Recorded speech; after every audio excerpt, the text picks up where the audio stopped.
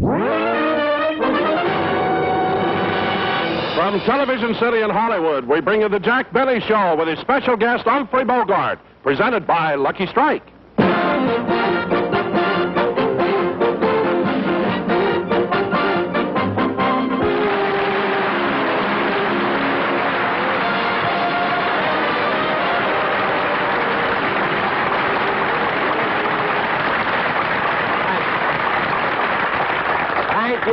Thank you very, very much, ladies and gentlemen, and welcome to the Lucky Strike program. You know, really, you'll have to excuse me for laughing, but I just spent the most wonderful half hour I've ever spent in my life. I was listening to my own radio show. And I don't know, I was so comical, you know. I said so many funny things. Oh, I know what you're thinking, you know, but I really believe that a man should be honest with himself. If there's anything I hate, is when a comedian is great and won't admit it. I've never met one like that, but if I did, I'd hate it. And one thing about me, lady, I'm honest. I really am, you know. If any other comedian has a bad show, I'm the first one to admit it. I talk about it all the time. But I have my faults. You know, I'm not perfect or anything. I'm too easygoing and I'm not overly ambitious. But then after all, I don't want to be the richest man in the world, you know. America's big enough for me. But, you know, ladies and gentlemen, tonight, you know, I announced 3 weeks ago that tonight Mary Livingston was going to be on my show, you see. But unfortunately, we had to postpone it because there was a big mix-up and everything. You see, when the producer asked Mary to be on my show, I told Mary to ask for a lot of money, you see.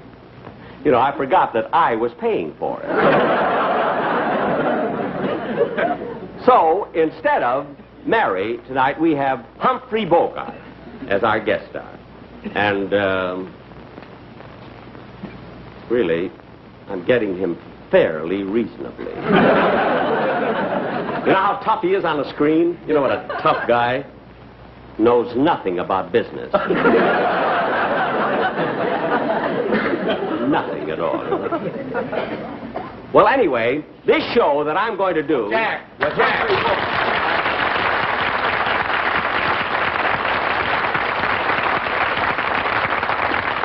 What is it, Bob? Jack, I want to talk to you a minute. What is it? Well, I just heard that you talked with the producer, and there's a possibility of my song being out of this show. Yeah, well, look, Bob, the reason for that is, see, this show is very, very long, you see, and we had to make up our minds whether we take out your song or my jokes, you see, and then we thought we would do what was best for the show. Oh, well, then my song is in.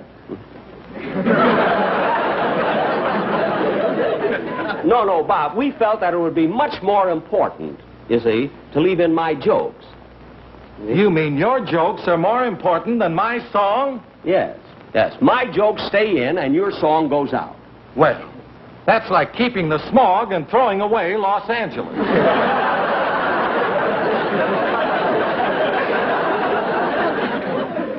Well, keeping the smog and throwing away Los Angeles. Pretty clever line, isn't it? Yes. Well, it's in my next TV show. I'm on TV 5 times a week. I thought you were tired. Let's see that. Now, look at Bob. Your song is out, and that settles it. You see, I'm running this show. I'm the boss. It's my show, and I'm running it, whether it's good, bad, or indifferent. Well, that's what the critics said about your last show. What? Said Bob was good, Jack was bad, and the audience was indifferent. Look, Bob, go and get ready for the play, will you? All right. You know, I can't understand. He's the toughest guy to get along with. You know, he's only been with me a short time, you know. And the only reason I hired him at all was because I wanted him, you know, I wanted him to introduce me to his brother Bing. Then I found out he didn't even know him.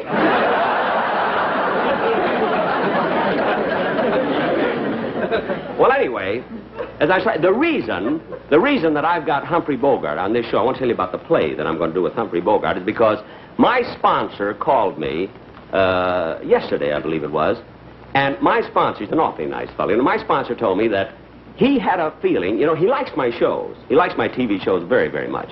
But he had a feeling that I wasn't doing the integrated commercials. He said I wasn't making the middle commercials in the show important enough. And after all, my sponsor's paying the bills and everything, and he has the privilege of making suggestions, you see. Of course, I don't have to take the suggestions. No, I have the privilege of quitting. But I don't want to abuse the privilege. So tonight on this show, in case you notice that we stress the commercial, I'm doing it. I'm doing it because...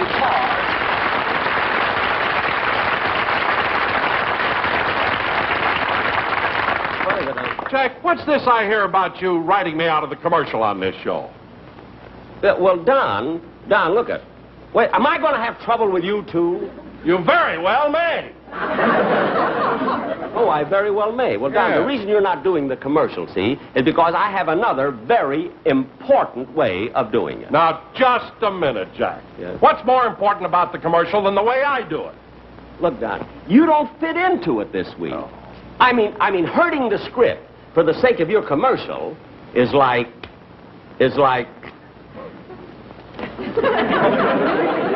keeping the smog and throwing away Los Angeles. Excuse me. Now, ladies and Jack, look, don't you know what my doing this commercial means to me? Now, after all, I'm not a funny man. I don't tell jokes. I'm not an actor. I don't sing songs. I don't lead a band. What are you paying me for?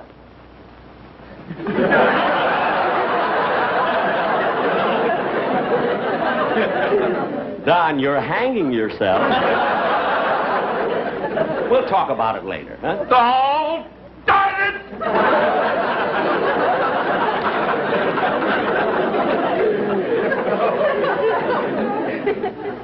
The fellow been with me 20 years. I can't understand why I have so much trouble with everybody in my cast. But everybody. Always complaining, always unhappy. I don't know. Maybe if I gave them more money, nah. Better they should be unhappy than me. But anyway, well, we've got to get on now with the show. And ladies and gentlemen, now tonight, we're going to offer a real dramatic play called Babyface, starring Humphrey Bogart. On with the show.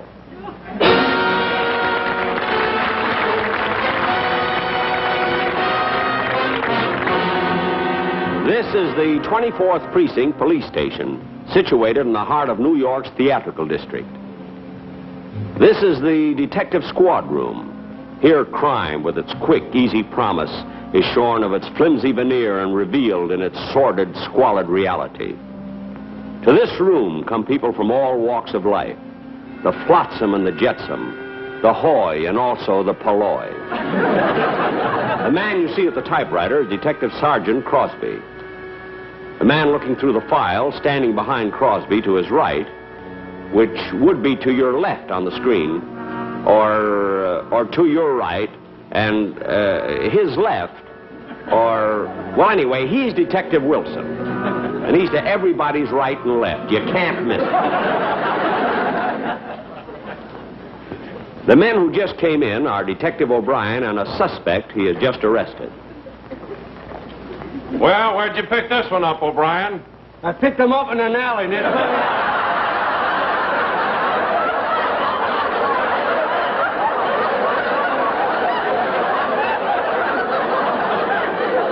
You know what I've done? I caught him trying to start a fire in a warehouse. He may be that firebug we've been looking for. Take him up and let the captain have a look at him. God, get in there. Come on, get in there. O'Brien was an honest cop. We could tell that from the clothes he wore. Incidentally, my name is Lieutenant Benny. I should be arriving at the office any minute. Oh, here I come now. I took off my hat and coat. I hung them up on the hall tree. With Wilson and Crosby. I had heard a funny story last night, and I passed it on to the boys.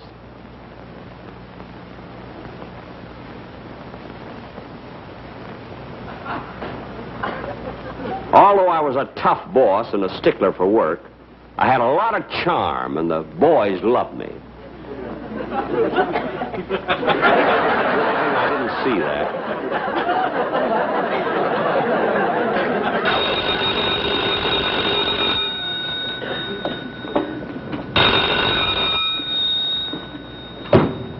Hello? Precinct 24. Yeah? Detective Benny speaking. Just a minute. 385 Madison Avenue, eh? Window pried open? Uh-huh. Screen loose. No fingerprints. Must be the cat burglar, all right. We'll get him. Oh, the cat burglar again, huh? Yeah. It's the 15th cat he stole this week. Terrible. My cat's afraid to go out at night. I don't blame her. Hey, Lieutenant. Here's Officer Sweeney's report. You know, he went over to Brooklyn to pick up that stripteaser. The stripteaser, that was 4 days ago. Yeah, I know, but Sweeney wants to make sure she's guilty before he brings her in. I tried to arrest her myself, but I couldn't get anything on her.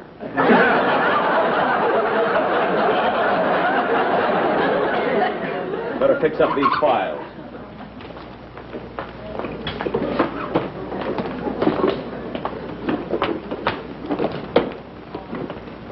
Well, Slim Finger Sarah. I caught her over at the automat. She was lifting the nickels out of the slots. She was. Again, eh? You can go, Burke. I'll take care of her. Come on. Take your filthy hands off me. Come on. I said take your filthy hands off me. All right. Don't holler. This ain't the first time you've been pinched. You're telling me I'm black and blue all over. Sit down. Hey, Lieutenant, wasn't she in here about a month ago? Yeah, she's the slickest pickpocket in the country. Operates all over town. Last time I arrested her was at the zoo. The zoo? Yeah. She picked a baby kangaroo out of its mother's pouch. What made you do a silly thing like that? To me, a pocket is a pocket. Now make it easy on yourself and sign that confession. Maybe I'll give you a break. Oh, no, you don't. I ain't signing nothing till I talk to my lawyer. And besides, I'm entitled to make one phone call. These crooks know their rights, all right. Go ahead.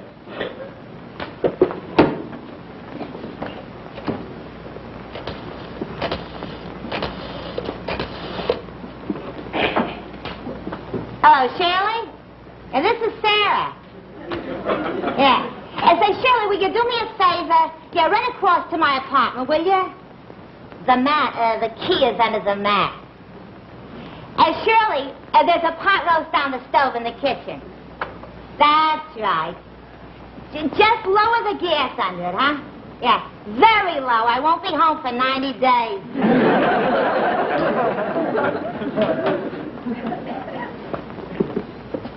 Why didn't you call your lawyer? You don't like pot roast. All right, sit down. I'll take care of you later.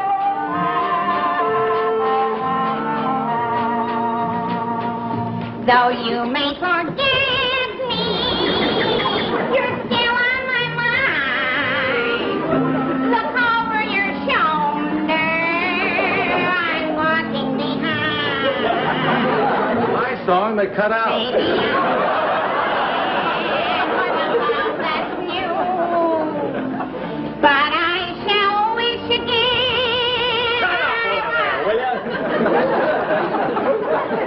I was typing out a report on Slim Finger Sarah when the door opened. And there were Detective Simmons and Ross. They had brought in a vicious gunman, a killer named Babyface Bogart.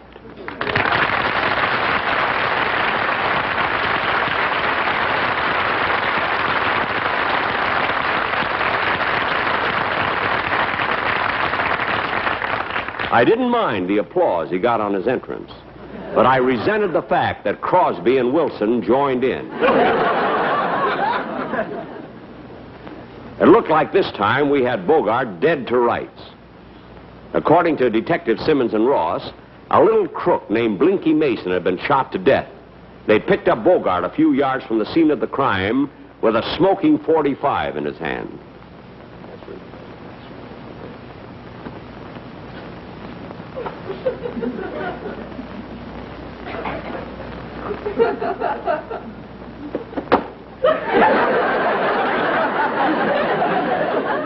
Come over here. Sit down over there.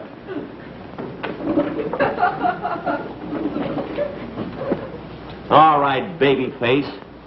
Start talking. What do you know about Blinky Mason? I tell you, I ain't never heard of no Blinky Mason. Who cares if he was raised in a tenement and his mother said he was a nice little boy? Or his teacher, a sweet gray-haired old lady, cried when he graduated. And his brother owns a haberdashery store in Schenectady. I don't even know his girlfriend, a blonde dame that works in an aircraft factory. Or his boyhood chum that ran away from home and went to Australia. Wait a minute, babyface. If you don't know Blinky Mason, how come you know so much about him? I seen it on This Is Your Life.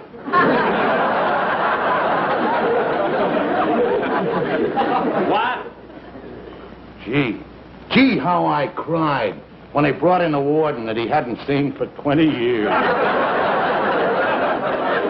The warden? Yeah. Hey, you know, they flew that guy all the way out from Sing Sing by TWA. Now, look, babyface. You killed Blinky Mason, I'm going to get a confession out of you. Yeah, and how you going to do that? Beat me? He very well may. Yeah. When Mason was knocked off, you were standing there with a gun. And listen to this. I'm walking behind you. Turn that thing off. Now, what did you do with that gun? Now, wait a minute, before you start any rough stuff. I'm entitled to one phone call, ain't I? Well, yes. Okay, give me a dime and I'll run down to the drugstore. Oh, no, you don't. You'll make that phone call right here where I can keep my eye on you. Yeah, and save a dime. Yeah.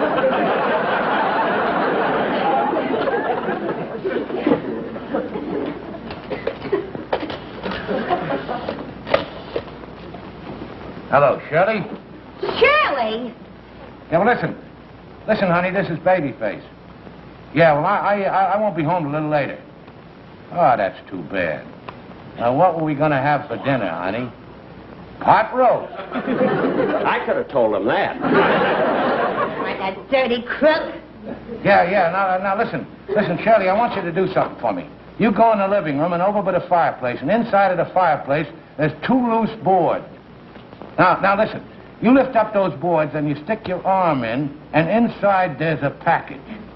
Yeah, well, that's my laundry. Yeah, listen, I want it back by Friday. Why didn't you call your lawyer? Because I don't like the way he does my shirts. Now, look at here. You killed Blinky Mason, didn't you? I didn't do it, and I got a witness. Oh, yeah? Yeah! Why don't one of you guys press it? Time for lunch. I'll go with you. Oh, no, you're not. You're not going to leave me alone with this guy. Get over there and sit down.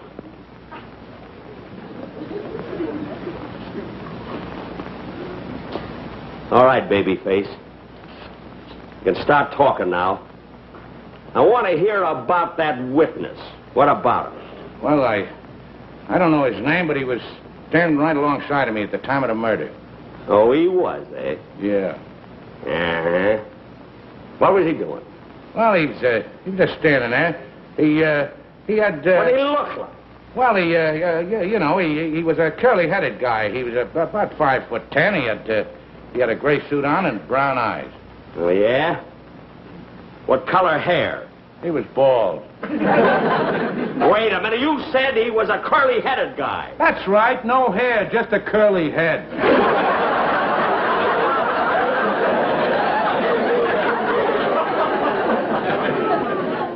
I ain't buying that, baby face. Start singing. I'm walking behind. Not you.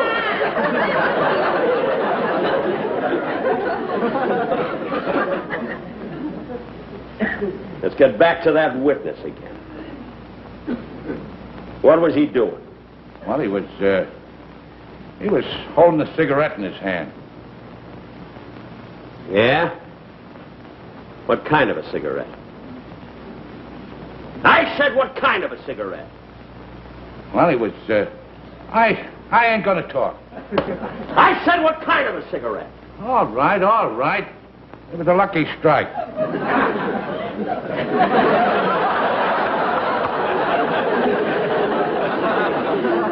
Now we're getting somewhere. A lucky strike, eh? What made you think it was a lucky strike? I ain't talking. What made you think it was a lucky strike? Because it was so round, so fine, so fully packed, so free and easy on the draw.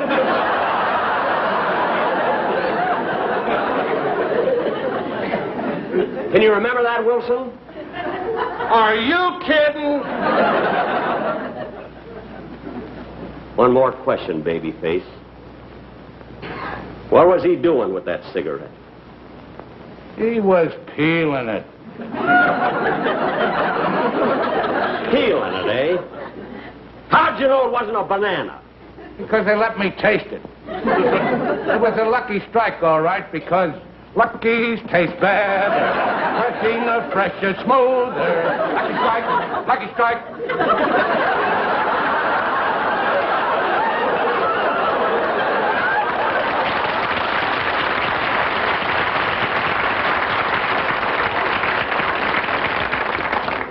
All right. What else? Nothing. What? Nothing. What? Nothing. No, nothing. Beats better taste. I knew we'd get him to talk. Lock him up, fellas. All right. Get him up. Get over there. You too. I swore to get you, Benny. Why? Because you never leave me alone, because you've been hounding me, just because I pulled a couple of lousy murders. What? Well, what are you going to do? I'm going to put a red eye between them two blue ones. Where'd you get the gun? You didn't frisk me so good when I came in, did you? No.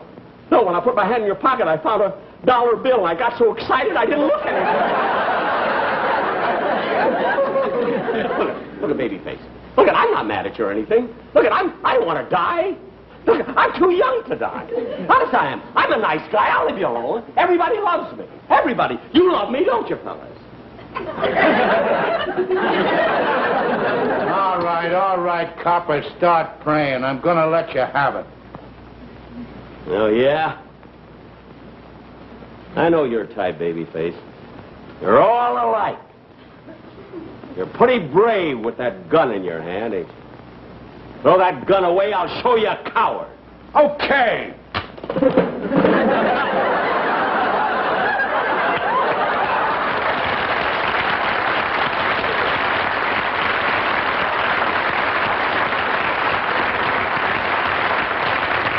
How about that? Come on, Sarah, let's go get that pot roast. Be my guest. I'm walking behind you.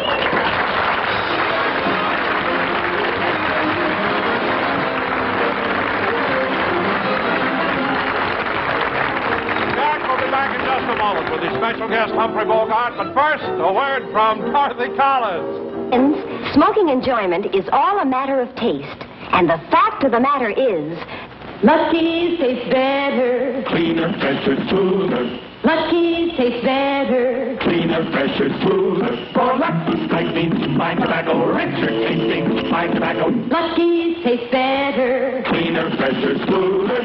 Lucky Strike, Lucky Strike. Sure, Lucky's taste better. Everybody knows Lucky Strike means fine tobacco. Fine, light, mild tobacco that just naturally tastes better. And Lucky's are made better. They're round and firm and fully packed to draw freely and smoke evenly. With fine tobacco in a better-made cigarette, Golly, you're just bound to get better taste. Smoking enjoyment is all a matter of taste, you know.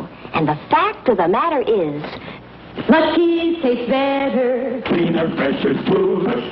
Lucky Strike. Lucky Strike.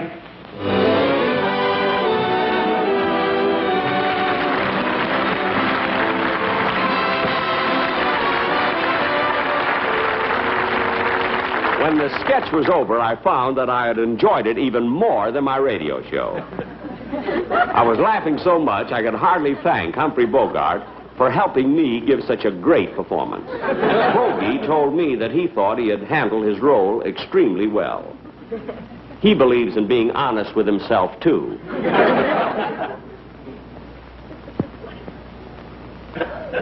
Then he told me about his new picture, Beat the Devil, with Jennifer Jones. Then I told him about the last picture I made.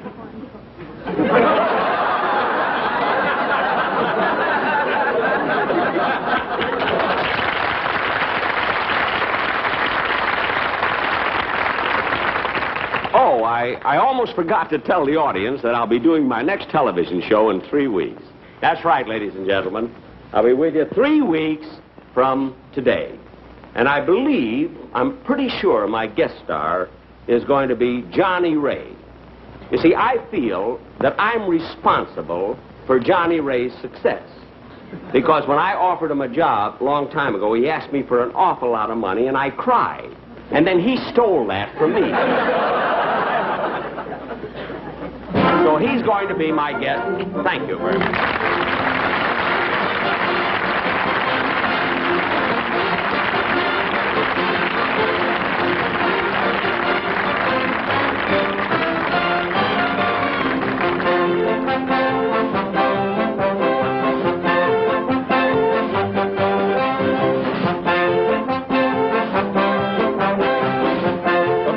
Tonight's program were Sarah Berner and Benny Rubin. Remember, 1 week from tonight on this same station, Ann Southern returns in Private Secretary. The Jack Benny program has been brought to you by Lucky Strike, product of the American Tobacco Company, America's leading manufacturer of cigarettes. This is Don Wilson saying, be happy, go lucky.